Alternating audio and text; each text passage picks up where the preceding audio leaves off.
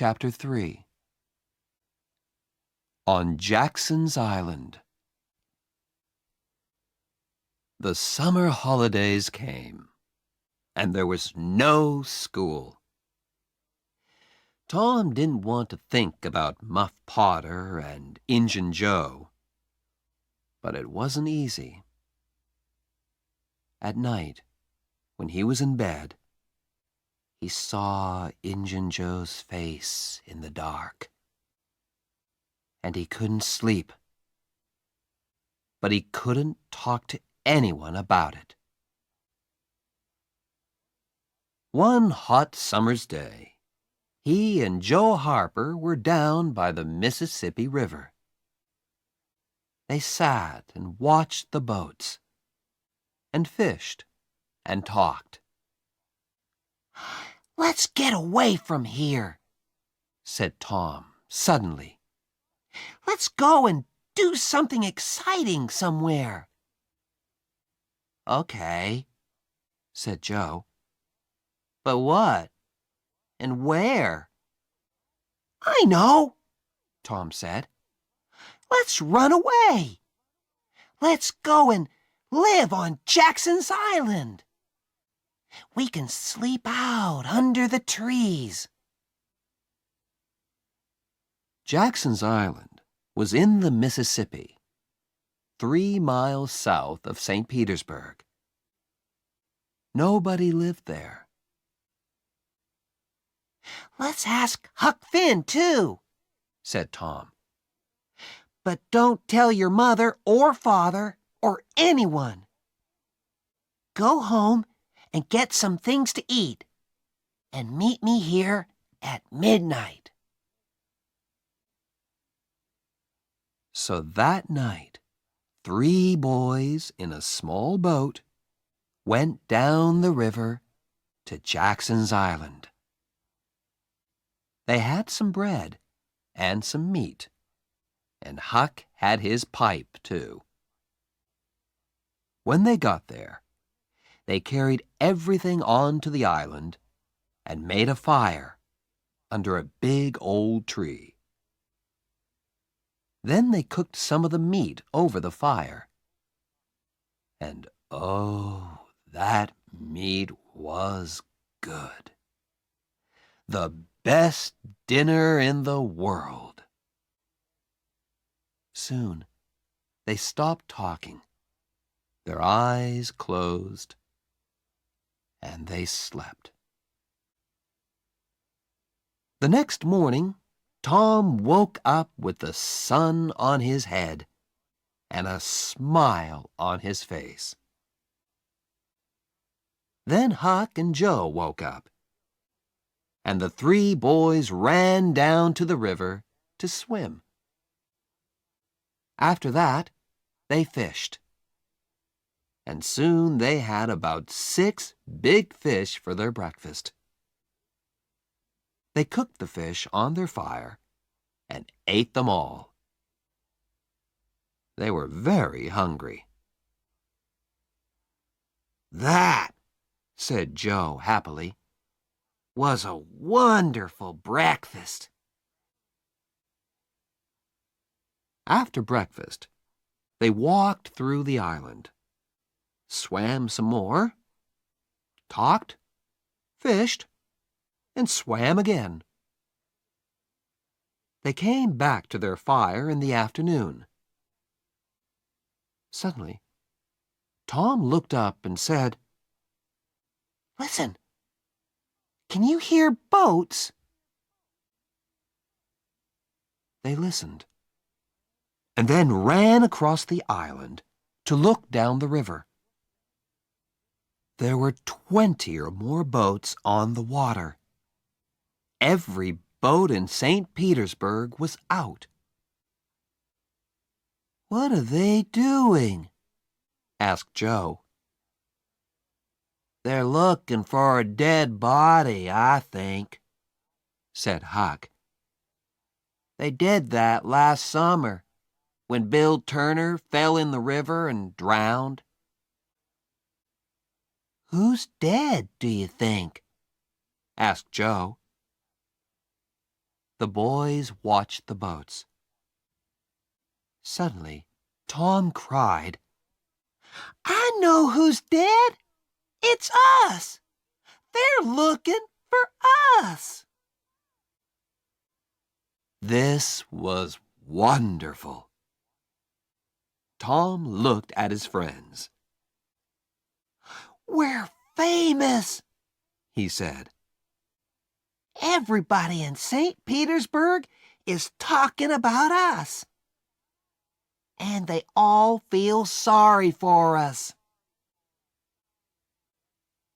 Night came, and the boys went to sleep. But Tom did not sleep. And when morning came, he wasn't there. "Huck, where's Tom?" cried Joe. "I don't know," Huck began. "But look, there he is. He's swimming across to the island now. Hey, Tom!" At breakfast, Tom told his story. "I went home last night," he said, "and listened at the window. Joe, your mother was there too, and she and Aunt Polly cried and cried. I heard some very interesting things. On Sunday, there's going to be a big funeral at the church. For us. And listen, I've got a wonderful idea." Huck and Joe listened and laughed. And yes, it was a wonderful idea. That night, the boys cooked some more fish. And after dinner, Huck got out his pipe and began to smoke. "Can we smoke too?" asked Tom. "I want to learn." So Huck made pipes for Tom and Joe, and the three boys sat and smoked. "Hey, I like smoking," said Tom. "It's easy." "It's nothing," said Joe. "I'm going to smoke every day." But after 10 minutes, Tom and Joe got quieter and quieter, and their faces went an interesting color. "I'm going for a little walk now," said Tom. He stood up carefully and walked away into the trees. "Me too," said Joe, quickly. The two boys came back an hour later. But they didn't smoke their pipes again. On Sunday morning, there were no happy faces in St. Petersburg. Aunt Polly and Joe's mother and father were in the church, and all the boys' friends. The minister said some very nice things about the three boys. And the boys' families cried and cried. Everybody cried. And little Becky Thatcher did not stop crying for 1 second. There was a small noise at the back of the church. But at first, nobody heard it. Then the minister looked up and suddenly stopped speaking. Everybody turned to look. Their mouths opened and stayed open. And into the church came the 3 dead boys. Tom first, Joe next, and then Huck.